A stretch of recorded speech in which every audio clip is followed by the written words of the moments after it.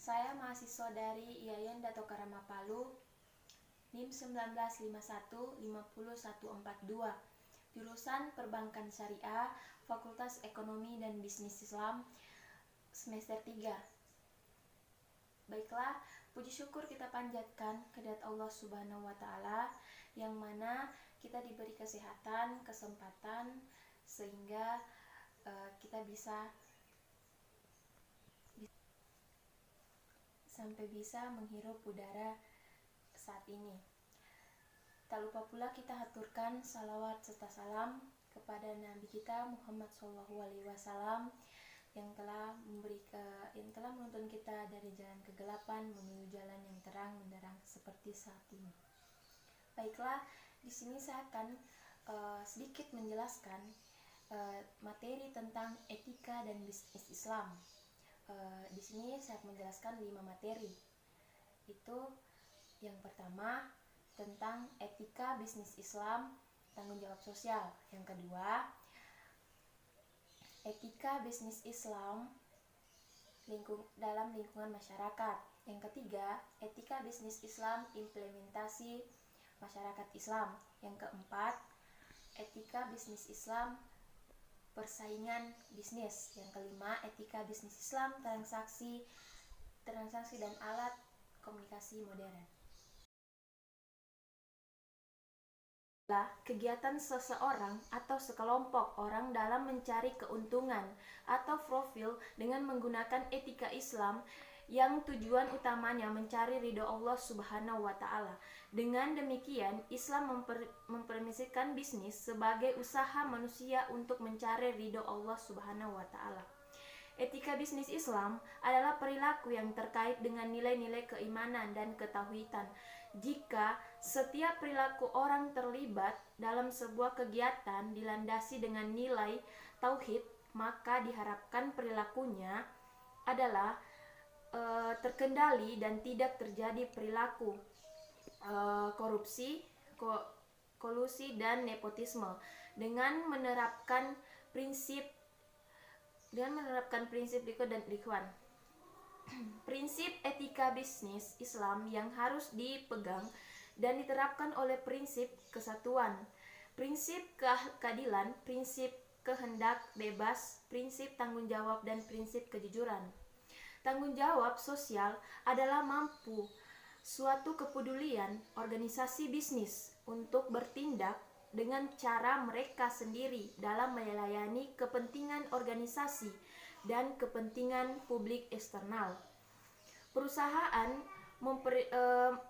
mengintegrasikan kepedulian sosial dalam operasi bisnis mereka dan interaksi mereka dengan pemangku kepentingan berdasarkan prinsip sukarela dan pemikirannya. Ruang lingkup dari tanggung jawab sosial adalah tanggung jawab terhadap lingkungan, konsumen, karyawan, investor, dan umat. Manfaat dari tanggung jawab sosial bisnis adalah meningkatkan ciri usaha, memperkuat brand usaha, mengembangkan kerja sama dengan para pemangku kepentingan, akses untuk investasi, dan pembiayaan bagi bisnis Anda. Itulah tadi penjelasan dari etika bisnis Islam, tanggung jawab sosial. Terima kasih. Baiklah, kita lanjut ke materi kedua tentang pemelihara lingkungan. Etika lingkungan merupakan kebijaksanaan moral manusia dalam bergaul dengan lingkungannya. Etika lingkungan diperlukan agar setiap kegiatan yang menyangkut lingkungan dipertimbangkan secara cermat sehingga keseimbangan lingkungan tetap terjaga.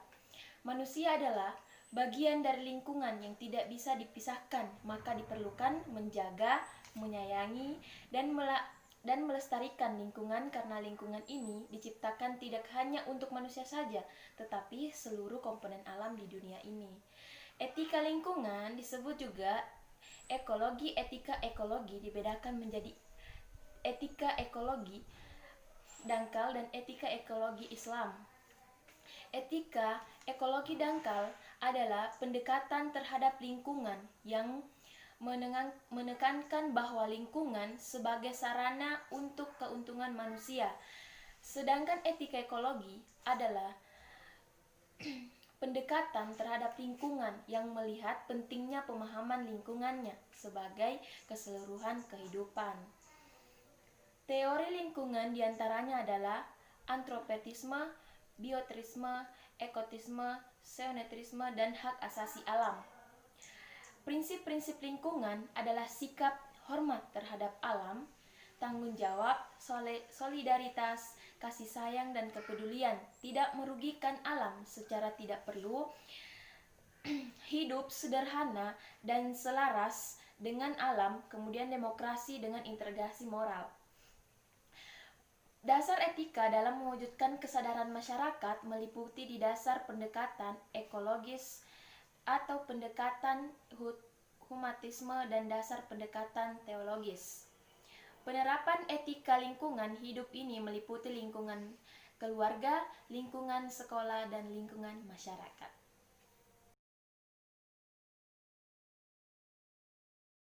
Baiklah, kita lanjut ke materi ketiga tentang ekonomi bisnis Islam, implementasi masyarakat Islam. Perekonomian saat ini pasti sudah tidak asing lagi dengan yang namanya bisnis. Setiap pelakunya berlomba-lomba membesarkan bisnis.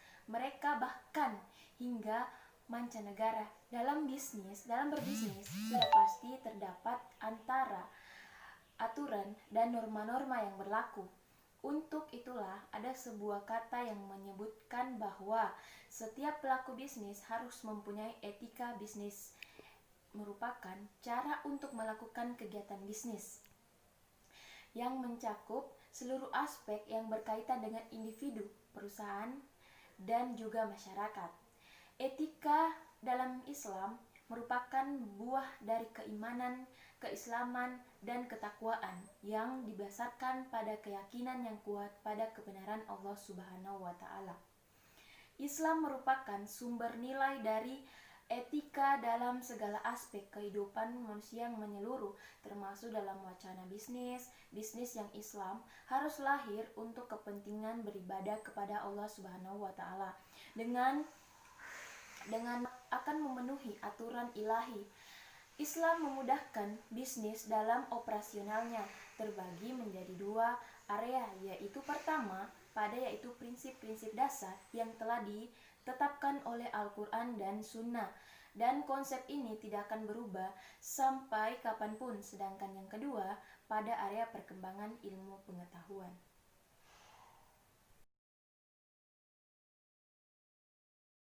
Baiklah, kita lanjut ke materi keempat, persaingan dalam bisnis.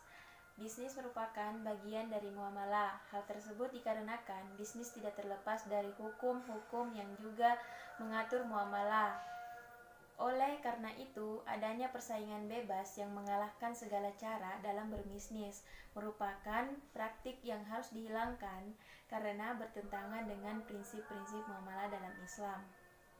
Persaingan yang sunnah menurut Islam adalah persaingan yang dilakukan dengan syarat atau cara Islami dan dapat ditentukan menurut cara asal memenuhi etika bisnis yang digunakan yang digariskan dalam ajaran Islam, yaitu antara lain memori, syarat, dan hukum muamalah yang sudah maklum tidak menimbulkan kerugian atau keterampilan terhadap orang lain, gharar, najasi, dan mahzir. Pengaruh Islam terhadap persaingan bisnis adalah untuk menjadikan persaingan yang baik dan normal dalam mengerjakan suatu bisnisnya. Kita lanjut ke materi kelima, yaitu tentang transaksi bisnis dan alat komunikasi modern. Pengertian dari transaksi bisnis adalah merupakan sebuah kejadian yang bernilai ekonomis yang dilakukan dan dijalani perusahaan serta menyebabkan perubahan kondisi perusahaan, terutama kondisi keuangan. Pengertian transaksi bisnis perusahaan sebagai suatu organisasi yang berorientasi pada perolehan laba. Perusahaan akan berusaha untuk menghasilkan barang atau jasa untuk dijual di konsumen dengan harga tertentu hingga perusahaan mendapatkan keuntungan untuk melaksanakan kegiatannya. Terutama perusahaan memerlukan dana. Dana ini digunakan untuk pembayaran tagihan telepon, penyaluran gaji karyawan, dan sebagainya. Kejadian ekonomis dari suatu perusahaan yang secara tanggung mempengaruhi kondisi keuangan dan hasil operasi dan harus dicatat oleh perusahaan yang bersangkutan. Itulah yang disebut transaksi bisnis. Transaksi bisnis dikelompokkan menjadi dua, yaitu eksternal dan internal. Transaksi eksternal merupakan kejadian dari pihak luar perusahaan, contohnya pembelian perlengkapan kepada pemasok, pembayaran uang muka, sewa gedung, pembelian mesin. Sedangkan transaksi internal adalah kejadian yang ekonomis yang terjadi yang di dalam perusahaan itu tersendiri. Contohnya transaksi internal adalah penggunaan perlengkapan, pemanfaatan gedung, beberapa waktu penggunaan mesin, dan lain-lain. Komunikasi adalah suatu proses penyampaian informasi, pesan, atau ide gagasan dari suatu pihak ke pihak lain. Pada umumnya, komunikasi dilakukan secara lisan atau verbal yang dapat dimengerti oleh kedua belah pihak. Apabila tidak ada bahan verbal yang dapat dimengerti oleh keduanya, komunikasi masih dapat dilakukan dengan menggunakan gerak-gerik badan, menunjukkan sikap tertentu, misalnya tersenyum, menggelengkan kepala, mengangkat bahu. Cara seperti ini disebut komunikasi nonverbal. Adapun macam-macam alat komunikasi modern. Yang pertama itu telepon. Telepon adalah sebuah perangkat komunikasi yang digunakan oleh dua individu atau lebih dengan media suara. Sekarang jenis telepon sudah terbagi menjadi dua, yaitu telepon rumahan, telepon yang tidak bisa disewa di mana-mana karena menggunakan sistem kabel, dan telepon genggam, handphone, telepon yang dapat disewa di mana-mana. Yang kedua itu adapun kelebihan telepon yaitu pesan informasi cepat tersampaikan.